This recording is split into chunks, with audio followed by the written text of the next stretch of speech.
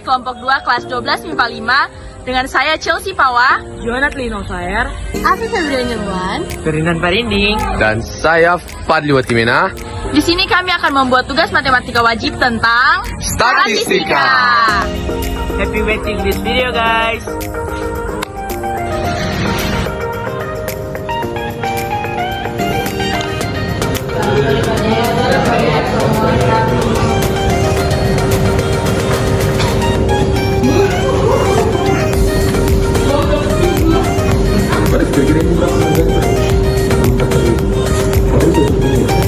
Kalau satu ini berapa hari itu?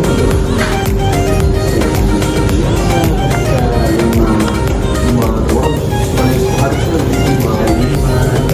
Kalau ada lima orang. Kalau bulan berapa deh? Kira-kira bulan-bulan ini ya sesuai yang bagi di bawah anjur dan di bawah itu baru kita. Kira-kira untuk perharinya tuh kira-kira bulan-bulannya tadi bulan ini dia laku banyak karena selain sesuatu yang di kelas dengan lumayan enak tapi juga bantu dalam proses sebenarnya satu tablet ya 20-an.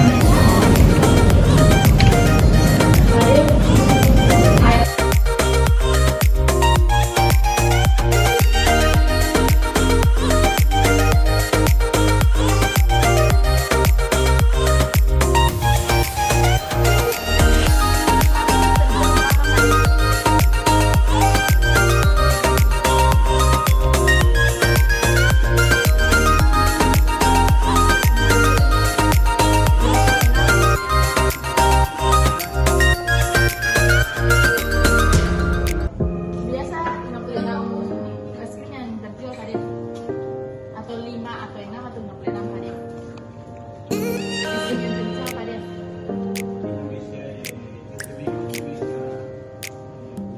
Kalau per hari Kadif berapa Kadif? 2.000 lah.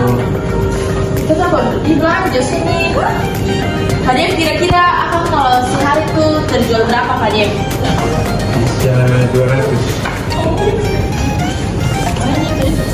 Kadif, ini ada 2 model Kadif. Padahal selalu kalau Resti harganya 7.000 atau oh 10. Terus kalau satu hari itu bisa terjual berapa Pak? Tergantung kondisi kita. Ada yang dua bisa ada yang 15. Kalau biasa teh minuman teh yang paling terjual banyak tuh apa Pak? Oh, seharinya tuh terjual berapa banyak?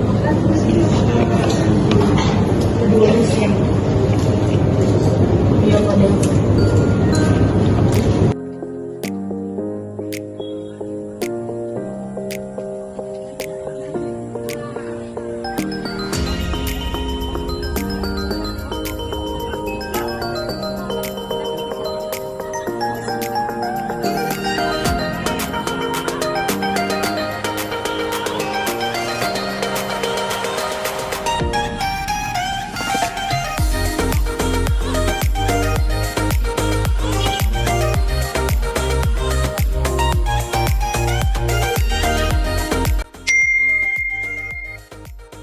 Yang pertama, masalah yang akan dibuat yaitu keuntungan penjualan di kantin.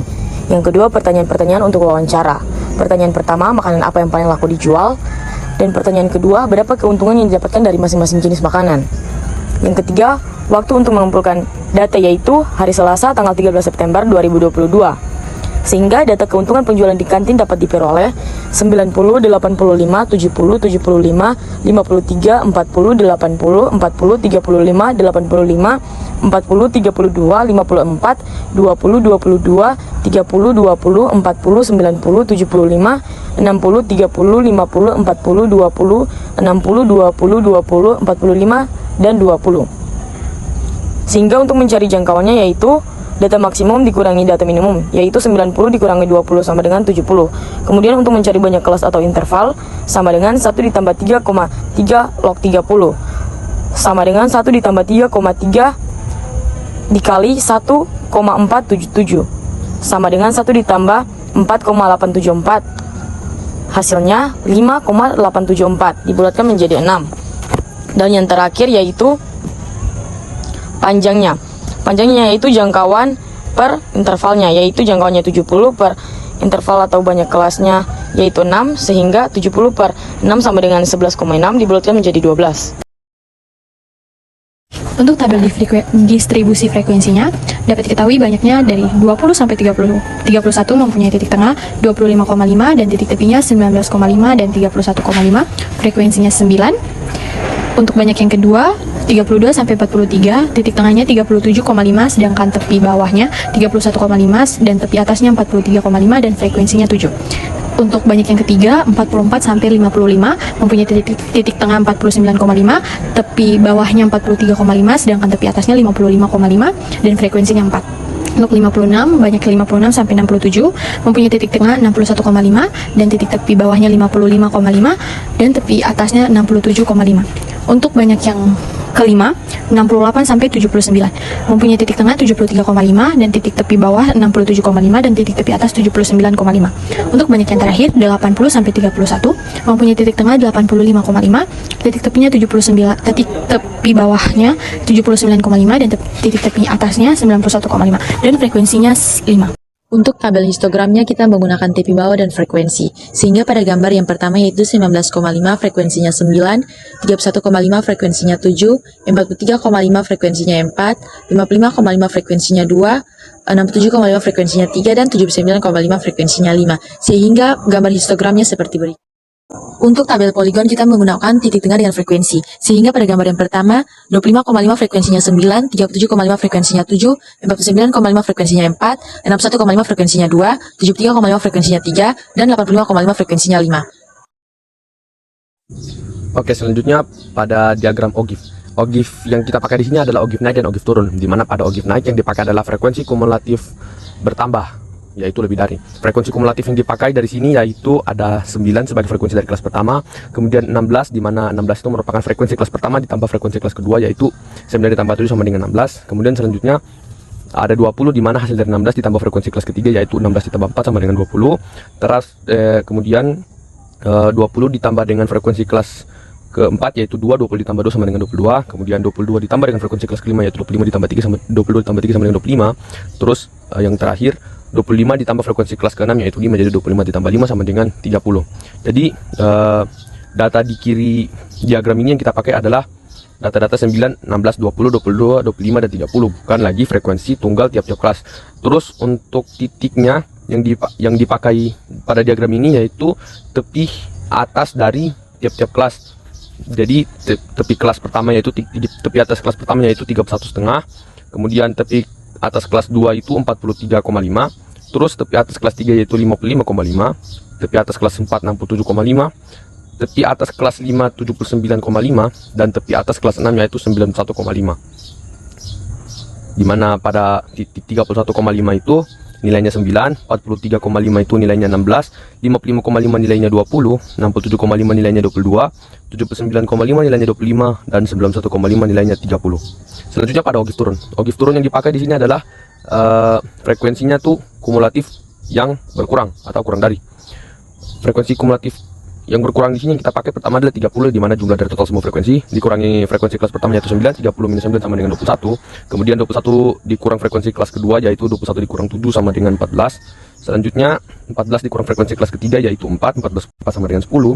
Kemudian 10 dikurang frekuensi kelas keempat yaitu kurang 2, 10 kurang 2 sama dengan 8. Dan yang terakhir 8 dikurang frekuensi kelas kelima yaitu 8 kurang 3 sama dengan 5.